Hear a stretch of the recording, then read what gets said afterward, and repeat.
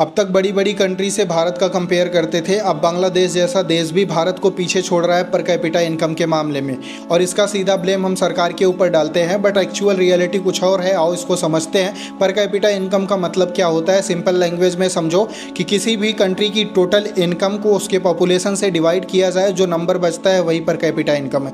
Let's see किसी भी country में 100 लोग रह रहे हैं और वहाँ की टोटल इनकम 1 लाख रुपए है, तो वहाँ पर कैपिटा इनकम होगी 1000 रुपये। लेकिन प्रॉब्लम यही है कि मेथड इनकम इनइक्वालिटी को कंसीडर ही नहीं करता। एक एग्जांपल लेते हैं, एक कमरे में 3 लोग रह रहे हैं जिनकी टोटल इनकम 3000 रुपये है, तो पर कैपिटा इनकम 1000 रुपये हो जाएगी।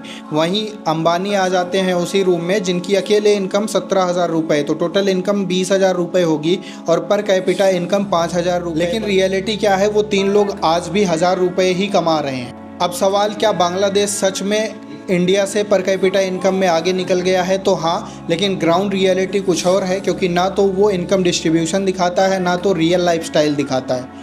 और अगर कंपैरिजन करना ही है तो चाइना जैसी कंट्री से करो, क्योंकि आपको पता है कि अगर हम नीचे वालों से कंपेयर करेंगे तो हमें सेटिस्फैक्शन मिलता है और ऊपर वालों से कंपेयर करेंगे तो ग्रोथ मिलती है।